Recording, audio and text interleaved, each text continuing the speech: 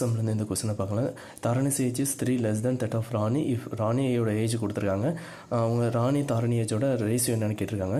ஒன்றும் தாரணி வயது வந்து ராணி வயதுலேருந்து 3 கிரேன்னு சொல்லிட்டாங்களா. அப்போது இங்கே ராணியோட வயது கொடுத்துருக்காங்க 18. அப்போ தாரணியோட வயது எவ்வளோ இருக்கும்னா 15 இருக்கணும், 3 குறைவுன்றனால. ஓகேவா, நமக்கு என்ன கேட்டிருக்காங்க, ராணி தாரணிக்கு ரேஷியோ கேட்டிருக்காங்க. அப்போது 18:15.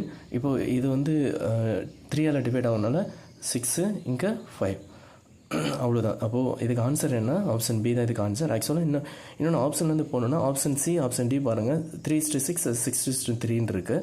அது ரெண்டுமே வந்து நம்ம டிவைட் பண்ணுற மாதிரி இருக்குது. டிவைட் பண்ணோன்னா 1:2, 2:1 வரும். ஓகேவா, அப்போ அப்படின்னும்போது அந்த 2 ஆப்ஷனுமே சும்மா பேருக்கு வந்து ஆப்ஷன் வந்து ஃபில் பண்ணணும் அப்படின்றதுக்காக வச்சுருக்காங்க. அப்போ ரிமைனிங் வந்து ஆப்ஷன் ஏவா பிஆன் இருக்கும். அதுக்கப்புறம் வந்து நீங்கள் இந்த நமக்கு கொடுத்துருக்க கண்டிஷன்ஸ் படி போட்டிங்கன்னா அவ்வளோதான், நமக்கு 6:5 அப்படின்னு கிடைக்கும். ராணி அண்ட் தாரணி ஏஜோட வித்தியாசம்.